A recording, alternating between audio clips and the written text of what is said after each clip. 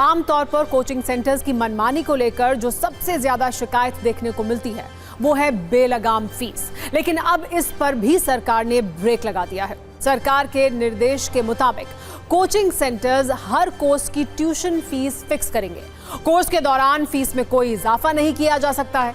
अगर किसी छात्र ने समय से पहले कोर्स छोड़ा तो 10 दिन के अंदर कोचिंग सेंटर छात्र को बची हुई फीस लौटाएंगे। सिर्फ इतना ही नहीं, कोचिंग सेंटर्स को हॉस्टल की फीस के साथ साथ मेस की फीस भी छात्रों को वापस करनी होगी।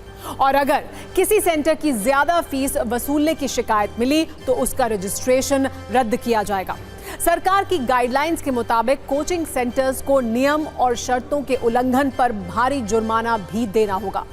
अगर किसी ने इस गाइडलाइन का पहली बार उल्लंघन किया तो उसे 25,000 का जुर्माना देना पड़ेगा। दूसरी बार नियम तोड़ने पर जुर्माने की रकम 1 लाख रुपए तक होगी, जबकि तीसरी बार नियम के उल्लंघन पर रजिस्ट्रेशन भी कैंसिल किया जाएगा और भारी जुर्माना भी लगेगा।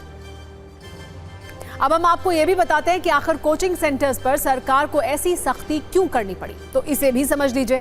इसकी सबसे बड़ी वजह है छात्रों के तेजी से बढ़ते सुसाइड के केस। इसके अलावा गली नुक्कड़ में खुले जा रहे कोचिंग सेंटर्स की मनमानी भी इसका एक बड़ा कारण है।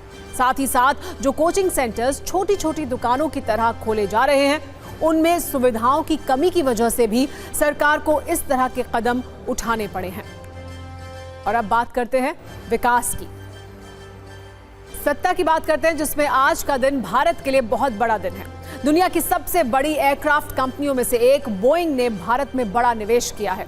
प्रधानमंत्री नरेंद्र मोदी ने बेंगलुरु में आज Boeing India engineering and technology centre यानी BIETC के कैंपस का उद्घाटन किया।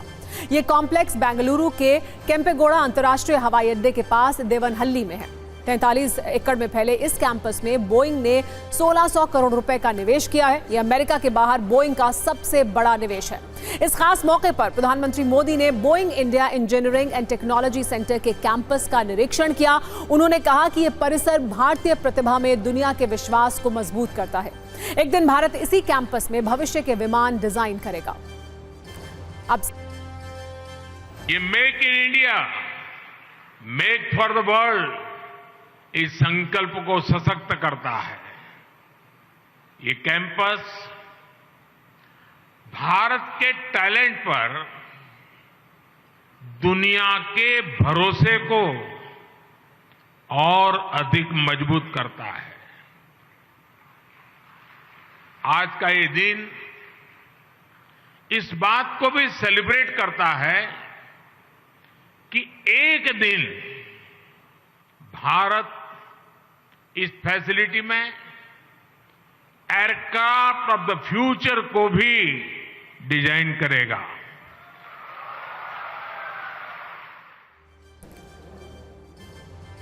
अब सवाल यह है कि बोइंग के निवेश का भारत में क्या असर पड़ेगा। इसे समझने के लिए पहले यह समझिए कि बोइंग कितनी बड़ी कंपनी है।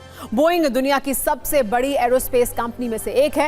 एरोस्पेस में बोइंग की सत्ता की कितनी मजबूती है, इसे ऐसे समझा जा सकता है। दुनिया भर में इसके 10,000 कमर्शियल विमान चल रहे हैं। बोइंग की सबसे ज्यादा 39 कमाई डिफेंस, स्पेस और सुरक्षा क्षेत्र से होती है। वहीं कमर्शियल प्लेन में कंपनी 32% तक कमाई करती है। इसका मुख्यालय शिकागो में है।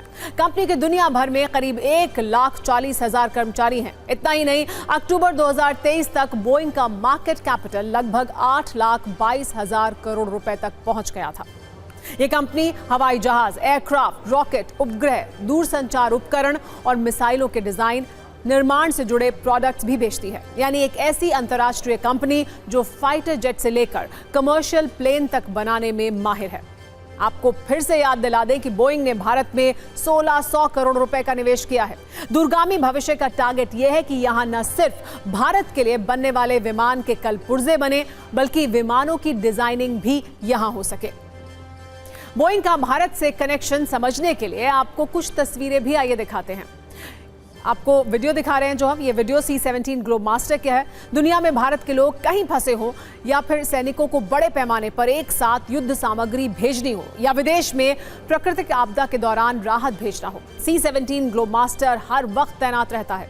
खासकर रूस यूक्रेन युद्ध के दौरान यूक्रेन से लाए गए हजारों भारतीयों को बचाने में ग्लोबमास्टर का अहम रोल था। C-17 ग्लोबमास्टर को बनाने वाली कंपनी बोइंग ही है। अब ये समझिए कि बोइंग के निवेश जमीन पर क्या क्या बदलाव देखने के लिए मिलेगा।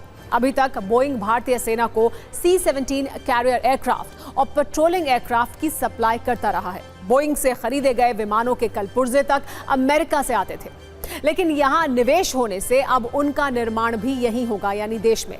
लेकिन भारत में कैंपस खुलने के बाद बोइंग टेक्नोलॉजी ट्रांसफर भी करेगा, जिससे स्वदेशी रक्षा उपकरण बनाने की भारत की क्षमता बढ़ेगी। अगर भारत के सिविल एविएशन मार्केट की बात करें तो 2024 के अंत तक इसके 1,12,000 करोड़ रुपए तक पहुंचने का अनुमान है। ऐसे में बोइंग के निवेश के बाद दूसरी एयरक्राफ्ट कंपनियों के निवेश बढ़ने की संभावना भी है, जिससे भारत की क्षमता भी बढ़ेगी और रोजगार भी बढ़ेंगे।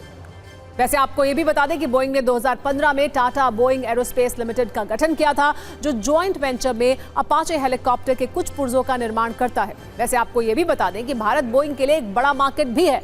पिछले 1 साल में भारत ने बोइंग की बड़ी संख्या में विमानों के ऑर्डर दिए थे।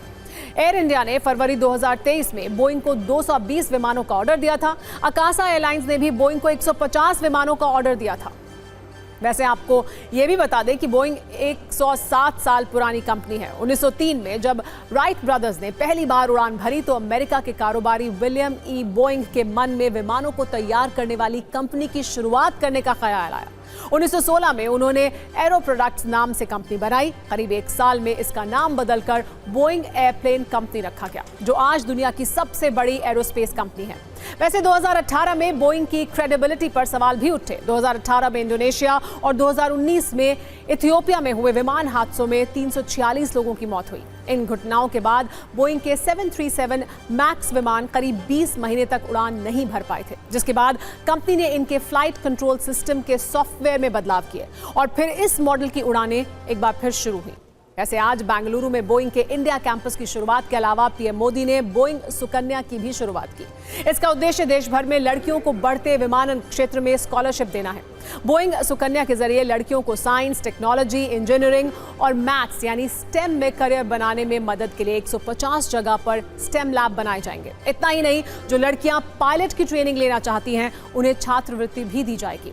आपको यह भी बता दें कि भारत में एविएशन सेक्टर में 15% महिलाएं हैं, जो दुनिया में सबसे ज्यादा है और वैश्विक औसत के मुकाबले 3 गुना ज्यादा भी है। आज पीएम आवास योजना के तहत बनी देश की सबसे बड़ी सोसाइटी का लोकार्पण हुआ है और मैं जाकर के देख के आया। मुझे भी लगा कि काश मुझे भी बचपन में ऐसे घर में रहने का मौका मिला।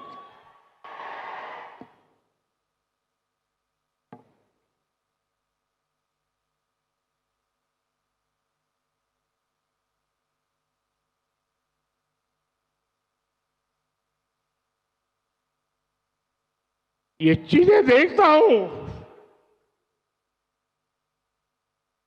मन को इतना संतोष होता है। इन हजारों परिवारों के सपने जब साकार होते हैं